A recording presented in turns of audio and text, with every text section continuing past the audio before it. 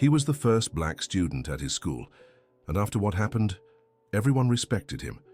Marcus Johnson took a deep breath as he held the scholarship acceptance letter. At 17, he would be the first black student to step into St. George Academy, one of the most prestigious schools in New York City. What he didn't know was that his journey would change not only his life, but the entire history of the institution. On that Monday in March, as he passed through the school's golden gates, the whispers began immediately. The other students stopped talking and stared at him with a mix of curiosity and shock. Marcus wore his only brown blazer, which his mother had bought second-hand at a downtown store, but he still stood tall with a polite smile on his face. "Are you sure you're in the right place?" a blonde, blue-eyed boy asked, blocking his path. "Yes, I am." "First day of school," Marcus replied, showing his documents. The boy eyed the papers suspiciously and called over his friends. Within minutes, Marcus was surrounded by a small crowd of curious teenagers, all murmuring as if he couldn't hear them. "Hey, let the guy through," said a girl's voice behind the group. Marcus turned and saw a brown-haired, green-eyed girl who looked about his age. She wore the school's impeccable uniform and carried an expensive leather bag. "Thanks," Marcus murmured as the others stepped aside. "No problem, I'm Emma Thompson, and you?" "Marcus Johnson." Emma smiled and pointed toward the main building. "Come on, I'll show you where the office is." As they walked across the courtyard, Marcus took in the school's grand architecture. Marble walls, manicured gardens, and a fountain in the center that probably cost more than his family made in a year. He thought about the public school he'd attended before, with its broken desks and peeling paint. "How long have you been here?" Marcus asked. "Since I was 6. My father graduated from here, my grandfather too." "It's a family tradition," Emma replied, though her voice carried something Marcus couldn't quite place. Maybe sadness. At the office, the receptionist looked Marcus up and down 3 times before finding his name in the system. She handed him his schedule and a map of the school with a forced smile. "If you have any questions, just go to guidance," she said, already turning to help another student. First period was math, with Mr. Richard Harrison, a 60-year-old man with a graying beard and thick glasses. When Marcus walked into the classroom, silence fell instantly. 20 pairs of eyes fixed on him as he searched for a seat. "You must be the new student," the teacher said, checking the attendance list. "Marcus Johnson, sir." "All right, sit in the back."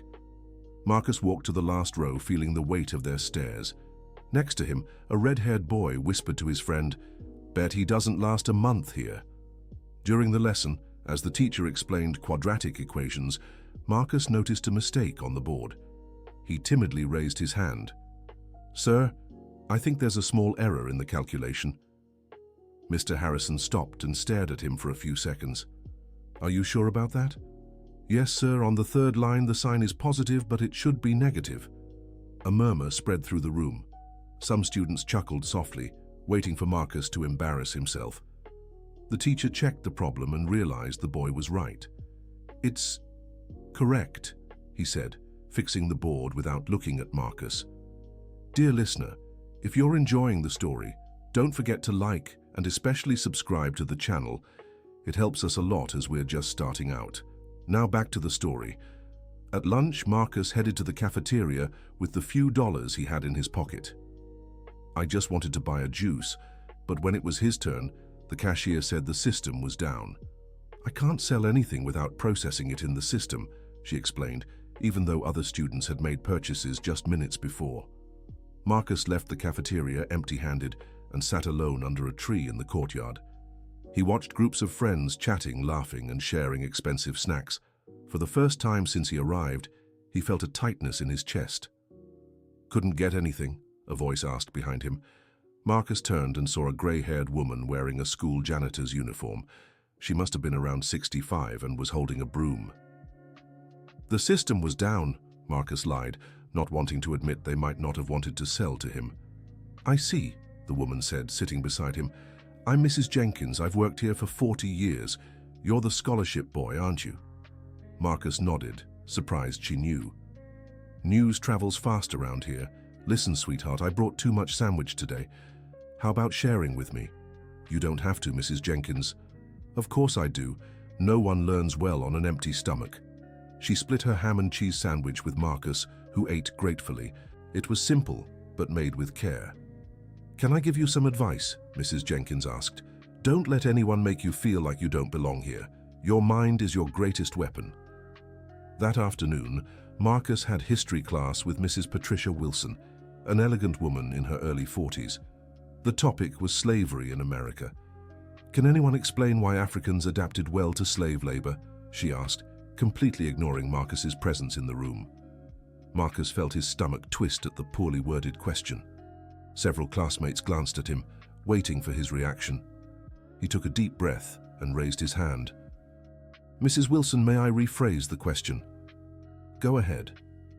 Actually, Africans didn't adapt to slave labor. They were forced through extreme violence to work under inhumane conditions. Many resisted through revolts, maroon communities, and other forms of struggle, plus they brought advanced knowledge in agriculture, metallurgy, and medicine that was crucial to the colony's development. The room fell completely silent. Mrs. Patricia blinked several times, clearly not expecting such a well-researched response. "Very good. Marcus, did you study this somewhere specific?" "I've read about it, Mrs. Wilson. I'm interested in my people's history."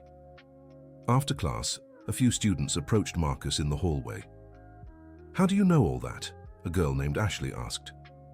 "I like to read," he replied simply. "My dad always says your people don't like studying," a boy remarked. Marcus felt anger rise but controlled himself. "Your dad is misinformed."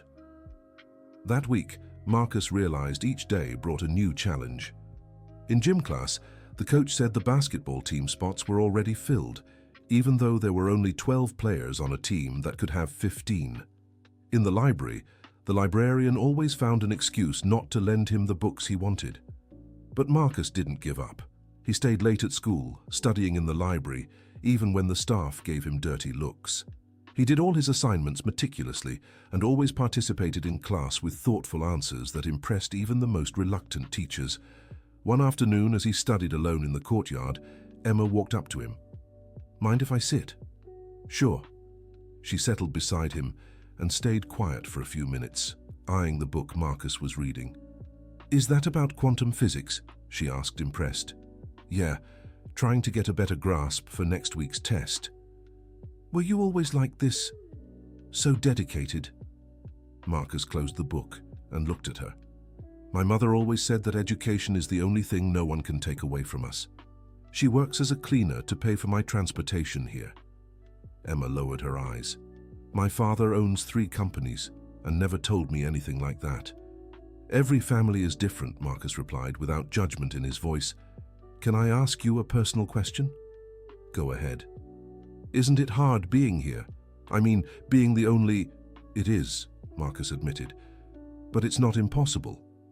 And maybe I can pave the way for others." Emma smiled. "You're brave. Or stubborn. My mother always says she's not sure which one." They both laughed, and Marcus felt he had made his first real friend at school. By the end of the second week, Marcus was leaving school when he heard raised voices coming from the principal's office. He recognized one as belonging to the principal, Dr. William Parker, a strict man in his 50s. "I can't allow this," shouted a woman's voice. "Our children didn't come to this school to mix with that kind of people." "Mrs. Spencer, please compose yourself," the principal replied. "Compose myself?" My son came home saying that one of them corrected the history teacher. This is unacceptable." Marcus felt his face burn with shame and anger. He was about to walk away when he heard another voice. "With all due respect, Catherine, but this boy has the highest grades in the class," said a man's voice. "Maybe our children could learn something from him." "Are you joking, Robert?" the woman shot back. "I'm not. My daughter Emma mentioned Marcus. From what she tells me, he's an example of dedication." Marcus recognized the voice as Emma's father. His heart raced, knowing she had spoken about him at home. "Everyone," the principal interjected. "The board's decision has already been made. Marcus Johnson is here on his own merit with a full scholarship. He's done nothing to warrant questioning." "For now," Mrs. Spencer muttered as she left the room. Marcus hid behind a pillar until everyone had gone. When the hallway was empty, he let himself feel the weight of those words. For the first time since arriving, he wanted to give up. Dear listener, if you're enjoying the story, take a moment to like and especially subscribe to the channel. It helps us a lot as we're just starting out. Now, continuing. The next morning, Marcus arrived at school with renewed determination. He wouldn't let the prejudices of a few people make him give up on his dreams. During chemistry class, Professor Stephen Miller proposed a group experiment. "Form groups of 4, he announced. Marcus looked around, waiting for someone to call him over. But one by one the groups formed and he remained alone. When the professor noticed, he hesitated for a moment. "Marcus, you can observe one of the groups." "Actually, Professor, can I do the experiment alone?" "Well, I suppose so." Marcus set up his own equipment and got to work.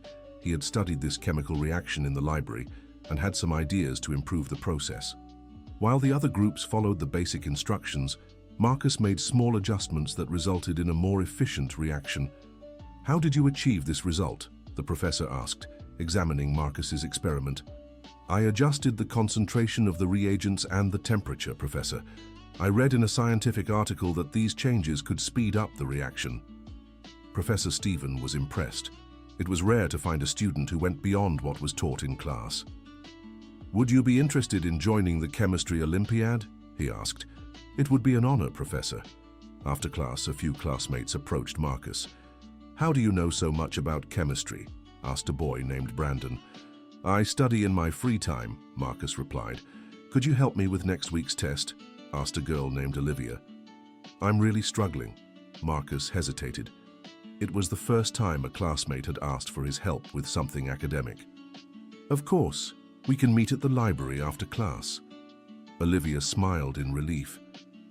"Thank you so much." That afternoon, Marcus explained the chemistry concepts to Olivia in a simple and patient way. She was smart but had never had someone explain the material clearly. "You should be a teacher," she commented at the end of their study session.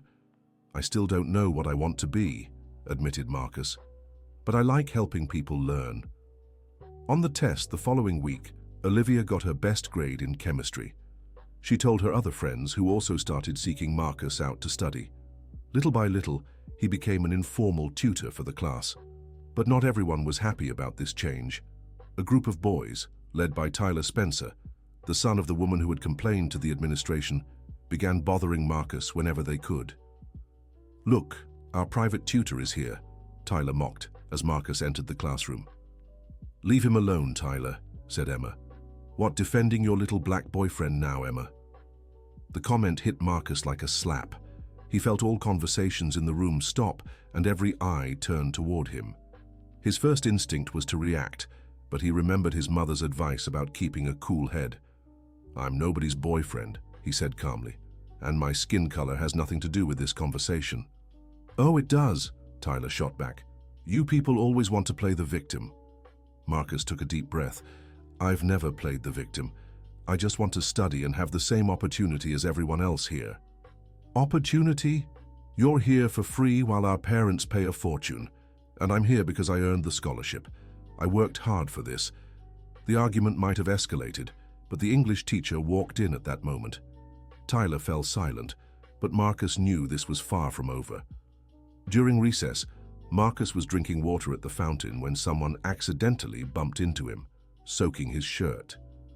"Oops, sorry," Tyler said with a smirk. Marcus looked at his drenched shirt, then at Tyler. For the first time since arriving there, he felt the urge to fight back physically, but once again he held himself back. "No problem," he said, drying his shirt with a napkin. "Wow, so calm," taunted one of Tyler's friends.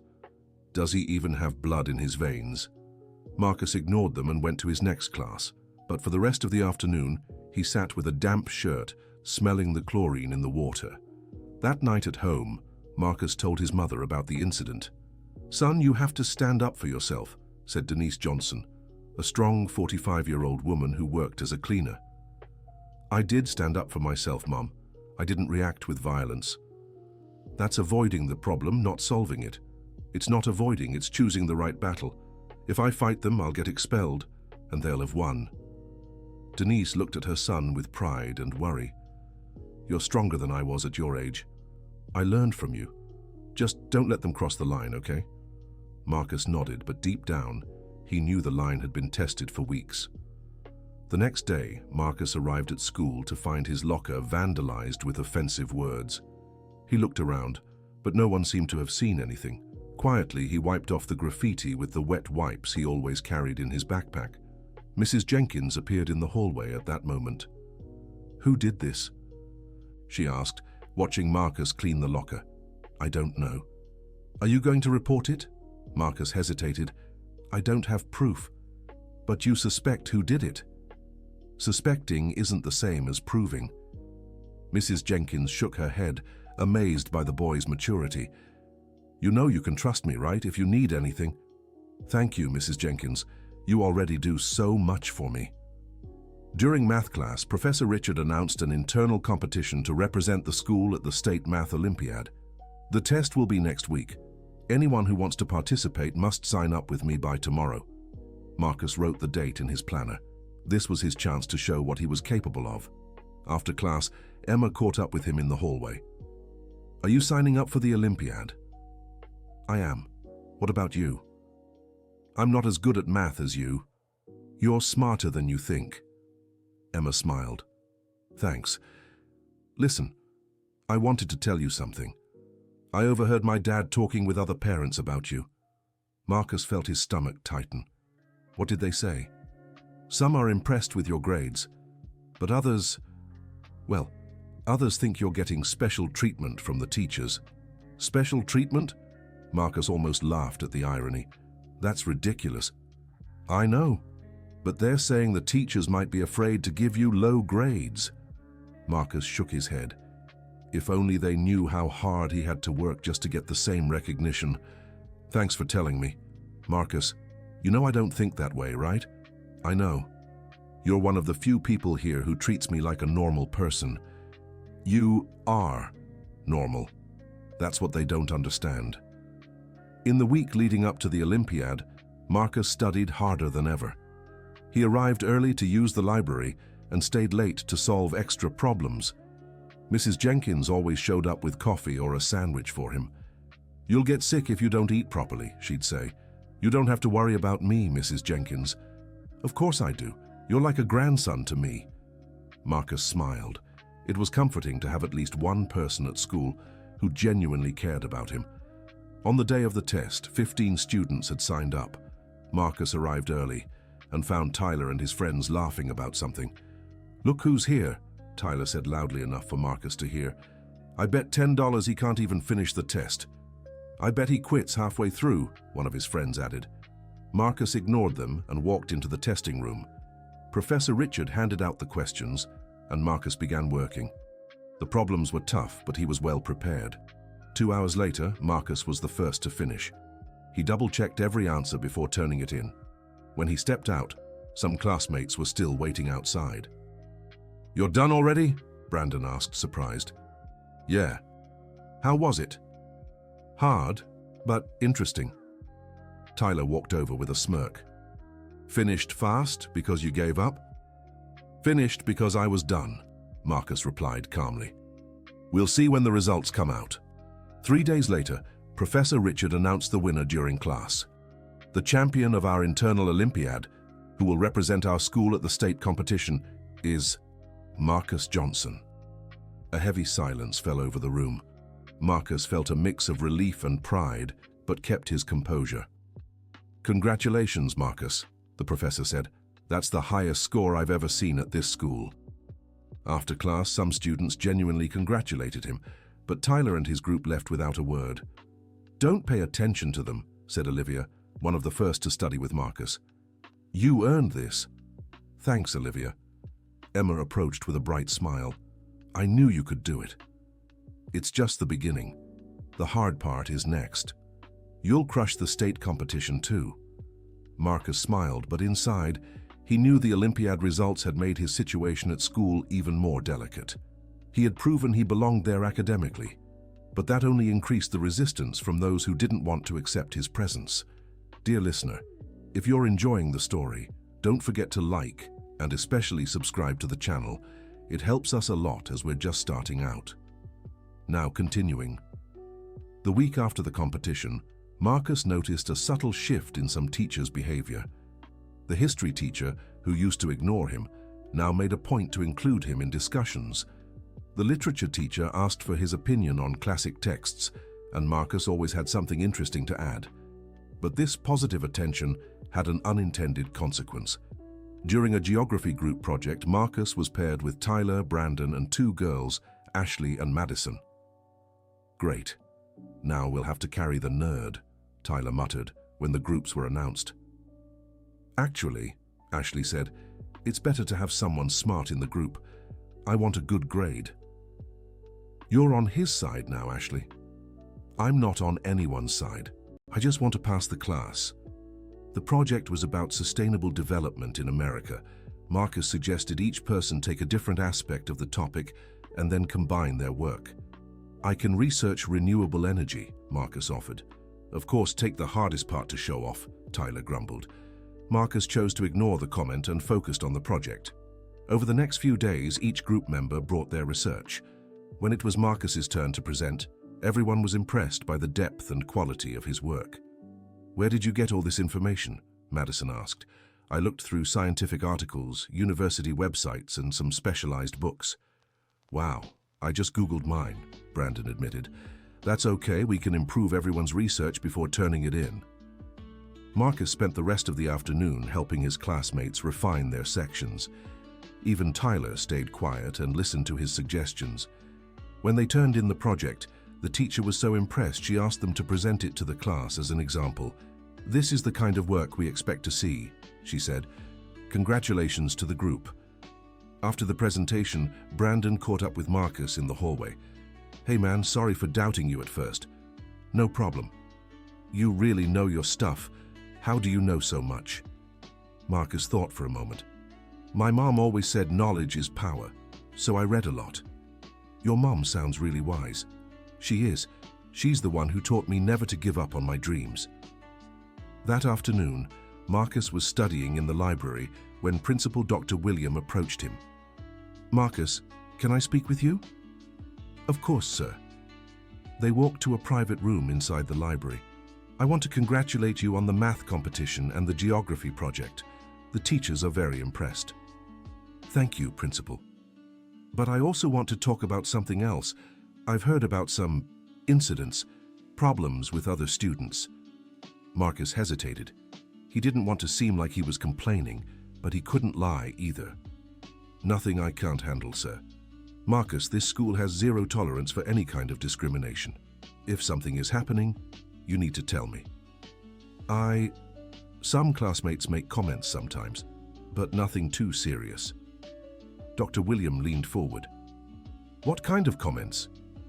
Marcus took a deep breath and told him about Tyler's teasing, the graffiti on his locker, and the remarks he overheard in the halls. The principal listened quietly. "Why didn't you report this sooner?" "Because I didn't want to be seen as the one causing trouble. I just want to study." "Marcus, you're not causing trouble. You're the victim of trouble, and that's not acceptable." "What are you going to do?" "I'll talk to Tyler's parents and with him, and I'll make it clear to all students that this behavior won't be tolerated." Marcus felt relief, but also worry. "Principal, do you think this might make things worse for me?" Dr. William thought for a moment. "It might at first, but in the long run it's the only way to change the situation. You shouldn't carry this burden alone." The next morning, Dr. William made an announcement to the whole school during recess. Marcus was nervous, hoping the principal wouldn't mention him directly. "Students," the principal began, "I want to talk about respect and how we treat each other. This school has over 100 years of tradition, and that tradition must include respect for every student, no matter their background, color, or social standing." Marcus noticed some classmates glancing his way. Tyler stood near the wall with a furious expression. "Any discriminatory behavior will result in immediate suspension. This is a place of learning, and everyone deserves to feel safe and respected here." After the announcement, Marcus saw things shift. Some classmates who had been neutral before now greeted him in the hallway. Others, though, seemed more hostile. At lunch, Marcus was eating alone when Emma approached with her tray. "Can I sit with you?" "Sure." She sat down, and they ate in silence for a few minutes. "Did you talk to the principal about what was happening?" she asked. He asked, and I answered honestly. "You did the right thing. What Tyler was doing wasn't okay. Now everyone's going to think I'm a snitch. The people who matter will understand you were just standing up for yourself." That afternoon, Marcus was leaving chemistry class when Tyler and two friends intercepted him in the empty hallway. "Real clever, huh?" Tyler said, blocking Marcus's path. "I don't know what you're talking about." "Sure you don't." Ran straight to the principal to cry about it. Marcus tried to walk past, but was shoved against the wall. "Now you're going to learn to stay out of where you don't belong," Tyler threatened. Marcus felt his heart race. This was the first direct physical threat since he'd arrived at the school. "I didn't start anything with anyone," he said, keeping his voice steady. "Your being here is enough of a problem."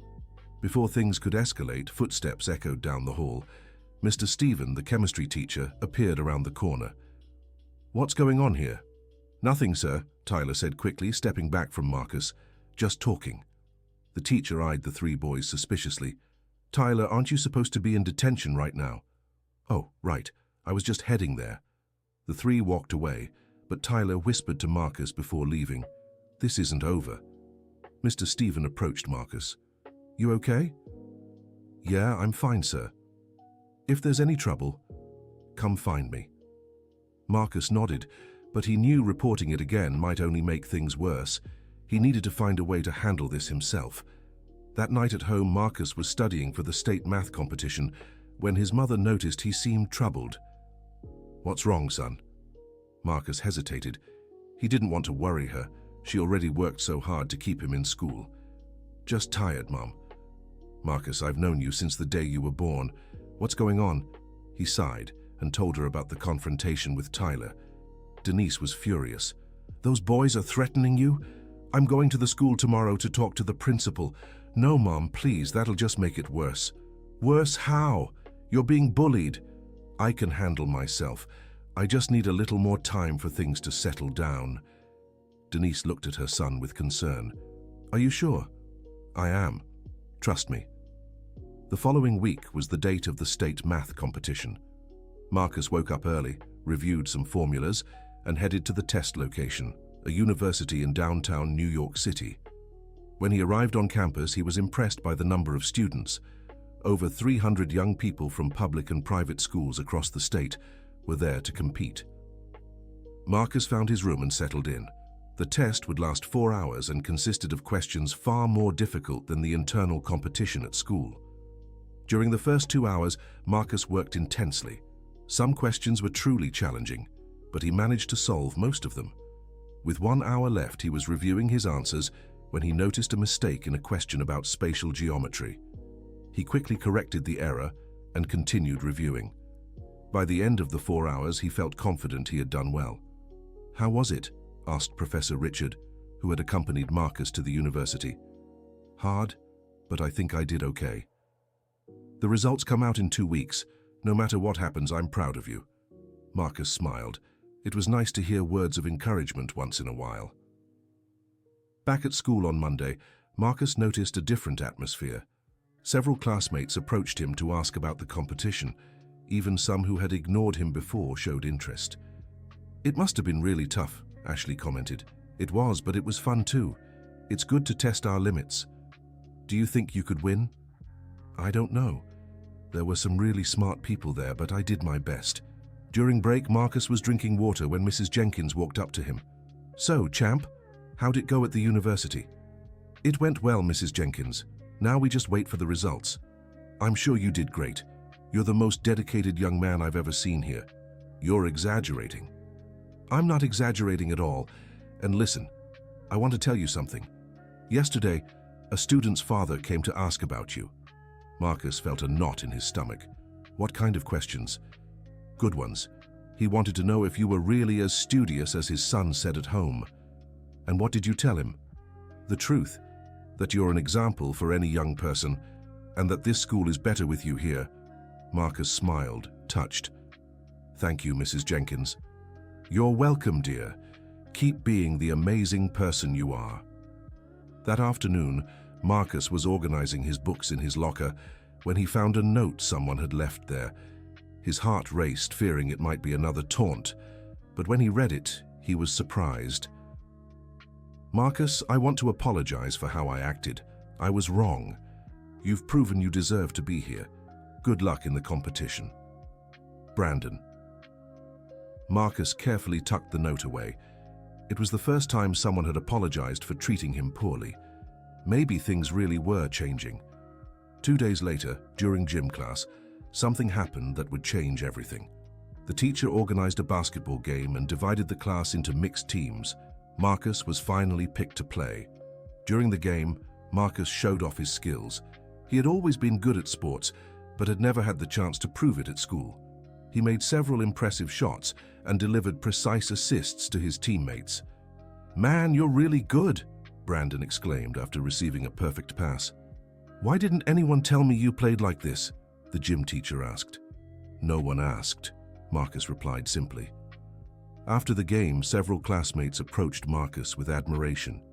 Even some from Tyler's group seemed impressed. "You should join the school team," a boy named Jason said. "We need someone like you." Marcus was surprised by the positive reaction. For the first time since arriving, he felt like he was being accepted by his peers for something he was good at, not just tolerated. The next day, the gym teacher approached Marcus during break. "Marcus, I want to invite you to try out for the school basketball team." Marcus couldn't believe what he was hearing. "Seriously?" "Very seriously. I saw you play yesterday and you've got talent. The team needs fresh blood." "But didn't you say there were no spots left?" The teacher looked embarrassed. "I made a mistake in judgment. Everyone deserves a chance." Marcus smiled. "When are tryouts?" "Friday after school. Can you make it?" "Absolutely." On Friday, Marcus showed up for basketball tryouts. There were 10 other candidates, including some veterans who already trained with the team. During the drills and scrimmage, Marcus stood out. His agility, shooting accuracy, and court vision impressed not just the coach, but also the established players. "This guy's really good," one of the veterans commented. At the end of tryouts, the coach gathered all the candidates. "I'll announce the results on Monday, but I want to congratulate everyone on their effort." Marcus left the court sweaty, but confident. He'd given it his all. Over the weekend, he studied for the upcoming tests and helped his mother with chores. Denise noticed her son seemed happier. "You look more cheerful, son." "Things are getting better at school, Mum." "That's wonderful. I always knew you'd find your place." "I haven't gotten there yet, but I'm on the right path." On Monday, Marcus arrived at school eager to hear the results. During break, the gym teacher posted a list on the gym wall. Marcus approached nervously and scanned for his name. When he found it, his heart raced. He'd made the starting team. "Congratulations," a voice said behind him. Marcus turned to see Emma smiling. "Thanks. I can hardly believe it. I always knew you could do it. You deserve this." For the rest of the morning, Marcus received congratulations from classmates. Even some teachers commented positively on his joining the team, but not everyone was happy. At lunch, Tyler walked up to the table where Marcus sat with Emma and a few others. "So now you're pretending to be one of us?" Tyler sneered. "I'm not pretending anything. I'm just playing basketball." "Don't you all see?" Tyler addressed the others. "He's playing everyone, first with grades, now with sports. It's all calculated." Emma stood up, furious. "Tyler, you're being ridiculous. Marcus earned his spot." "Of course you defend him. You two are in on this act together." Marcus also stood, keeping his cool. "Tyler, think whatever you want about me, but leave Emma out of it." "Oh, now he's protective too. How romantic." The tension in the cafeteria was thick. Other students had stopped eating to watch. "You know what, Tyler?" Marcus said, his voice steady. "I feel sorry for you." "Sorry? For me?" "Yeah. Because you're so caught up in my being here that you can't focus on your own life. That must be exhausting." Tyler turned red with anger. "You don't know anything about my life." "You're right. and I don't want to. I just want you to leave me alone so I can study and play basketball. That's all I want." Marcus walked out of the cafeteria, leaving Tyler speechless. Emma caught up with him in the hallway. "Are you okay?" "Yeah, just tired of all this." "What you said to him was perfect. Showed more maturity than he'll ever have." Marcus gave a sad smile. "Sometimes I wonder if all this effort is worth it." "It is. You're changing this school, Marcus. Maybe you don't see it, but you are." That afternoon, Marcus had his first official practice with the basketball team. His teammates welcomed him warmly, and the coach was impressed with his performance. "You have the potential to be our starting point guard," the coach said after practice. "I'll work hard to earn that trust." "You already have. Keep it up." On his way home, Marcus reflected on how much his life had changed in just a few weeks. He still faced resistance from some, but he had also earned respect and even true friendships. The following week, the results of the state math competition arrived. Marcus was in English class when he was called to the office. "Marcus Johnson, please report to the principal's office." His heart raced. He knew it could only be about the competition. When he arrived, he found Principal Dr. William with a big smile on his face. "Marcus, I have wonderful news for you." "Did I place well?" "You came in third place in the entire state, out of over 300 competitors." Marcus was stunned. "Third place in the whole state?" He couldn't believe it. "Are you sure?" "Absolutely. And there's more. You've won a full scholarship to any state university in New York City." Marcus felt his legs go weak. A college scholarship? His dream of studying engineering suddenly seemed within reach. "I don't know what to say." "You don't have to say anything. You've earned this. I'll make an announcement to the whole school. It's an honor to have a student like you."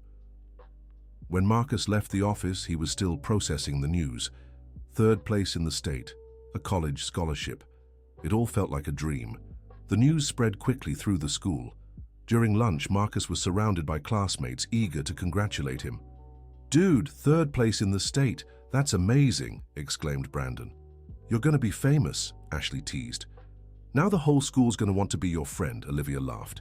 Emma approached, her eyes shining with pride. "I knew you could do it." "Thanks for always believing in me," Marcus said, moved.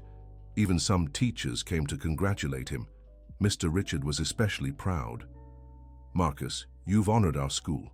Congratulations." But not everyone was happy about Marcus's success.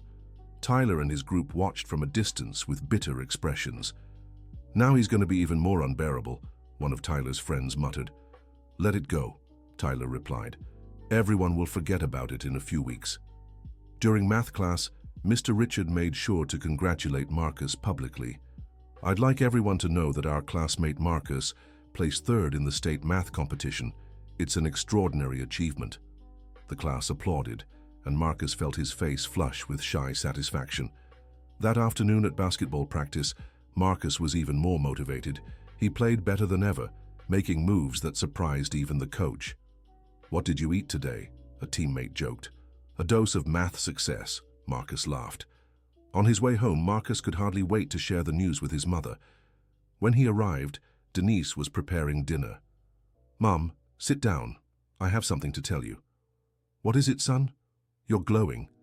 Marcus told her about the competition results and the scholarship. Denise began to cry with emotion. "My son, I'm so proud of you. Now you won't have to worry about money for my college." "Marcus, you've made a dream come true that I didn't even know I could dream." Mother and son hugged, overwhelmed. All the struggles and hardships of the past months suddenly felt worth it. The next morning, Marcus found a surprise in his locker. There were several congratulatory notes left by classmates. Some were from people he didn't even realize knew his name. "Congratulations, Marcus. You're an inspiration." Anonymous. "Thank you for helping me in chemistry. You deserve all the success. Olivia." Keep being this amazing person. Ashley Marcus carefully saved all the notes. It was the first time he truly felt accepted and valued at school.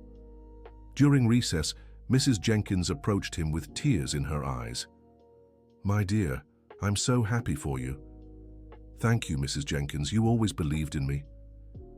Because I saw your light from the very first day. You'll go far, my boy. That week, Marcus experienced some of his best days since arriving at the school. Classes seemed more interesting, his classmates were friendlier, and even the teachers treated him with newfound respect. During a basketball game against another school, Marcus was the standout player. He scored 18 points and made 7 assists, leading the team to victory. "Marcus, Marcus, Marcus," the students chanted from the stands. It was the first time Marcus heard his name cheered by the entire school. The feeling was indescribable. After the game, several classmates surrounded him in the locker room. "Dude, you're amazing at basketball too," exclaimed Jason. "Now I see why you made the starting team," said another. Even some players from the opposing team came to congratulate him. "You play really well. Good luck in the championship." Marcus left school that day, feeling on top of the world. For the first time since arriving, he felt he truly belonged there. But his happiness would soon be tested again. The following Monday, Marcus arrived at school to an odd atmosphere. His classmates were whispering in groups, and conversations stopped when he walked by. During recess, Emma approached him with a worried expression. "Marcus, I need to tell you something." "What is it?" "There's a rumor going around about you." Marcus felt his stomach tighten. "What kind of rumor?"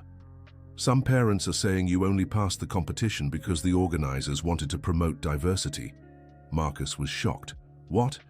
It's ridiculous, I know, but some influential parents are spreading this story. They say it's impossible for a public school student to compete with traditional private schools." Marcus felt a mix of anger and sadness. Once again, they were trying to diminish his achievements. And people are believing it. Some are. Others know it's a lie. But it's creating a bad atmosphere. Marcus took a deep breath. "Thanks for telling me. What are you going to do?" "Nothing. I can't control what people think. I can only keep doing my best." During math class, Marcus noticed some classmates looking at him differently. For the first time in weeks, a few seemed to doubt him. After class, Professor Richard called him aside. "Marcus, I heard about the rumors. I want you to know they're completely unfounded." "Thank you, Professor. I saw your competition test. I've seen your performance these past months. Your success is 100% deserved. Sometimes I wonder if all this effort is worth it." "It is. You're breaking barriers that have existed for decades. That's never easy." That afternoon, during basketball practice, Marcus was more focused than usual. He used the sport to release his frustration. "Take it easy, Marcus," said the coach. "You're playing like you're furious." "Sorry, I just need to let off some steam." "Do you want to talk about what's going on?" Marcus hesitated, but decided to share the rumors. The coach listened quietly. "Marcus, I've trained hundreds of kids. Real talent can't be hidden, and you've got plenty, both in academics and sports." "Thanks, coach. Don't let jealousy distract you. You've got a bright future ahead." That night, Marcus talked to his mother about the rumors. Denise was outraged. "What kind of people are these? They can't accept that a black boy is smart." "Calm down, Mom. It's just ignorance." "Marcus, you can't let this slide. You have to stand up for yourself." "How, Mom? I can't prove I'm smart to people who don't want to believe it." "Then keep proving it through your actions. Show everyone they're wrong." The following week, Marcus decided to do exactly that. He studied even harder, participated more actively in class, and stood out even more in basketball. During a history lesson, when the teacher asked about the Gilded Age, Marcus gave such a thorough and well-supported answer that even the most skeptical classmates were impressed. "Very well, Marcus," said the teacher. "Have you been reading about the subject?" "Yes, ma'am. I find America's political history fascinating." After class, Ashley approached him. "Marcus, I wanted to apologize." "For what?" "For doubting you because of the rumors. After seeing you in class today, I know everything you achieve is by your own merit." "Thank you, Ashley. That means a lot to me." Gradually, other classmates also began noticing the inconsistency in the rumors. How could someone fake such intelligence and knowledge in so many different areas? During a physics assignment, Marcus explained complex concepts so clearly that even the teacher was impressed. "Where did you learn to explain physics like that?" asked Brandon. "I read textbooks and watch online lectures. When you enjoy a subject, it gets easier." In the next basketball game, Marcus had an even more brilliant performance. He scored 22 points and made 9 assists, breaking the school record for a player in his first season. "Marcus, Marcus, Marcus!" the crowd chanted once again. This time, Marcus noticed even some parents in the stands cheering enthusiastically. He was earning respect even from those who had doubted him at first. After the game, a surprise awaited him. Principal Dr. William approached with a smile. "Marcus, I have more good news for you." "What is it, Principal?" "A recruiter from the State University watched the game today.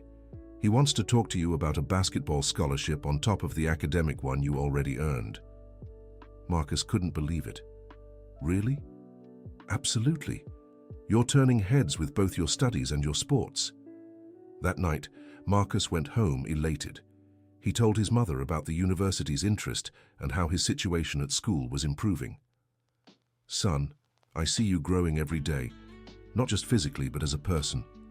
Thank you, Mom, for never giving up on me. I never would.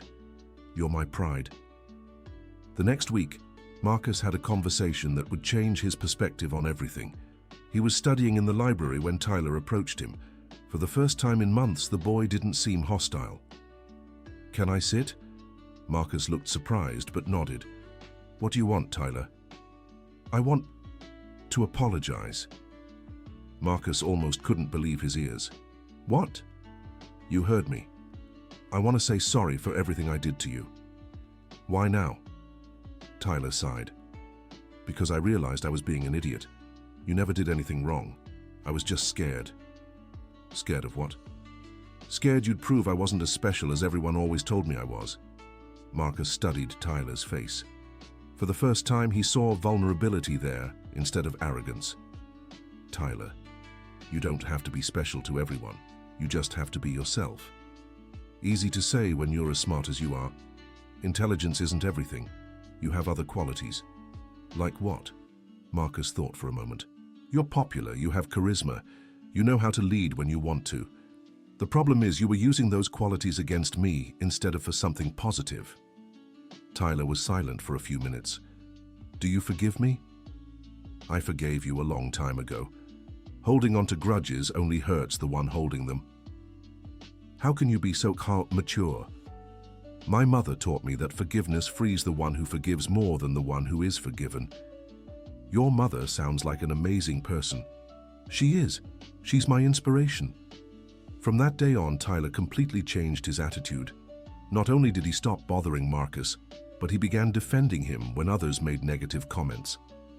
During a basketball game a few weeks later, Marcus made a spectacular play that sent the crowd into a frenzy. When he looked up at the bleachers, he saw Tyler shouting his name with excitement. After the game, Tyler approached him in the locker room. "Dude, that move was insane." "Thanks, Tyler. You know we're friends now, right?" "For real." Marcus smiled. "I know." It was hard to believe how much things had changed. The boy who had once been his biggest tormentor was now one of his strongest supporters. By the end of the school year, Marcus had become a true legend at St. George Academy. His grades were the best in his class, the basketball team had won the state championship with him as the starting point guard, and he had earned the respect of nearly every student and teacher. During the senior graduation ceremony, Marcus was chosen as the class speaker. When he stepped onto the stage, he looked out at the audience and saw all the faces that had marked his journey. Mrs. Jenkins sat in the front row, tears of pride in her eyes. Principal Dr. William Parker beamed with a wide smile. His teachers nodded encouragingly. Emma was radiant in the crowd. Even Tyler was clapping enthusiastically. "Classmates, teachers, parents, and family," Marcus began, "when I first arrived at this school at the beginning of the year, I was just a kid with a dream, to study and have the chance to build a better future." The audience listened in complete silence. "I won't lie to you. It was hard. There were moments when I wanted to give up. There were tears, frustrations, and sleepless nights. But there were also joys, victories, and the discovery that change is possible when we have determination." Marcus paused and looked directly at some of the classmates who had doubted him at first. "I learned that prejudice comes from fear of the unknown, and the best way to fight it is through example, persistence, and above all, forgiveness. Because all of us are capable of growing and changing, many in the audience were moved. When I applied for the scholarship to this school, my goal was simple: to get a good education. But what I gained was so much more. I found true friends, inspiring teachers, and life lessons I'll carry with me forever. Marcus looked at his mother, who was crying with emotion. I want to especially thank my mom, who never stopped believing in me. Mrs. Jenkins, who welcomed me when I felt alone. The teachers who pushed me to be better. And my classmates, who gave me the chance to prove who I really am. The audience began to applaud, but Marcus raised his hand for silence. But the most important thing I learned is that real change happens when we stop seeing differences as threats and start seeing them as opportunities. This school is better today because it embraces diversity, and I am better today because I had the chance to learn from people different from me. Marcus concluded his speech. So, dear classmates, as you leave here and go your own ways, remember this: it doesn't matter where you come from or the color of your skin. What matters is the strength of your dreams and the determination to make them come true. Thank you. The audience erupted in applause. It was a standing ovation that lasted several minutes. Marcus stepped off the stage, overwhelmed, and was immediately surrounded by classmates, teachers, and parents eager to congratulate him. Dr. Parker approached him with tears in his eyes. Marcus, that was the best graduation speech I've heard in 30 years in education. Thank you, Principal. It was all true. I know. And that's why it was so powerful. Mrs. Jenkins hugged him tightly. My boy, you made history today. You helped me get here, Mrs. Jenkins. You got here on your own 2 feet. I just offered a few sandwiches along the way. Emma approached, beaming. Marcus, your speech was perfect. Thank you for being my first friend here. And I'll keep being your friend forever. Even some parents who had initially opposed Marcus's presence at the school came to congratulate him. Young man, I must admit I was wrong about you, said a well-dressed man. You're an example to us all. Marcus replied humbly. Thank you, sir. We can all learn from each other. Tyler was the last to approach. Marcus, man, thank you so much. For what? For not giving up on me when I was being an idiot. You taught me how to be a better person. You were always a good person, Tyler. You were just lost. The two hugged, sealing an unlikely but true friendship. When the ceremony ended, Marcus walked through the school halls for the last time as a student. He passed the classroom where he'd had his first math lesson, the cafeteria where he'd faced discrimination on his first day, the library where he'd spent hours studying. Every corner of that place held a memory, a lesson learned, a battle won. At the school gates, he turned to take one last look. The same golden gates he'd nervously walked through on his first day now seemed different. They were no longer a barrier to overcome, but a symbol of endless possibilities. His mother waited outside with a proud smile. So, son, how do you feel? Complete, Mom. Like I've fulfilled a mission. What mission? Opening doors. For myself and for those who'll come after me. Denise hugged her son. I'm so proud of who you've become. Now it's time for the next step. College. Here we come. 5 years later, Marcus graduated with the highest honors in engineering from the Massachusetts Institute of Technology. During college, he created a mentorship program for black students from public schools who wanted to attend elite universities.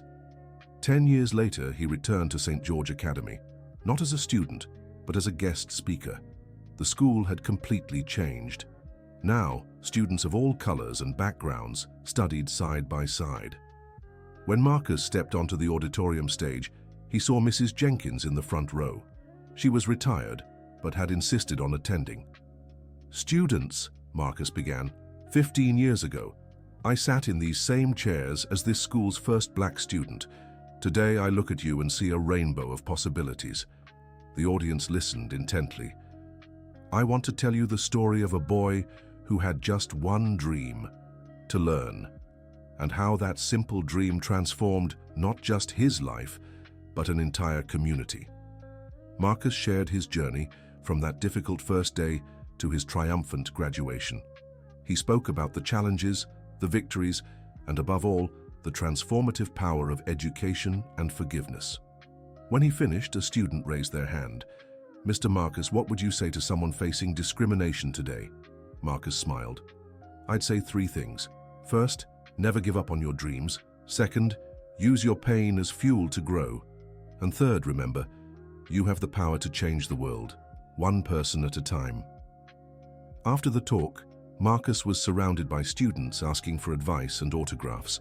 A 15-year-old black girl approached with tears in her eyes. "Mr. Marcus, thank you so much. You've given me hope."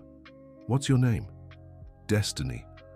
"Destiny, you already have everything inside you to achieve anything you want. You just have to believe in yourself." "I will, I promise." Marcus smiled, remembering himself 15 years earlier. The cycle continued, and new stories of triumph were just beginning. As he left school that day, Marcus took one last look at the Golden Gates. Now they represented something even greater, proof that a determined person can not only change their own life, but transform an entire institution and pave the way for future generations. He grabbed his phone and called his mother. "Mom, I just left school." "How was it, son?" "Perfect. I think we planted some important seeds today." "I'm sure you did. You've always known how to plant seeds of hope." Marcus smiled, glancing one final time at the school that had changed his life and the one he had helped change. "Now it's time to go home, Mom. I've got a lot of work ahead." "What kind of work?" "Changing the world, one story at a time." End of story. Now tell us what you thought of this story and where you're watching from. If you've had a similar experience or know someone who's gone through something like this, leave us an honest comment. Do you think Marcus made the right choices along his journey? We love reading your thoughts. Thank you so much for joining us. Don't forget to like this video and, most importantly, subscribe to the channel so you don't miss other inspiring stories.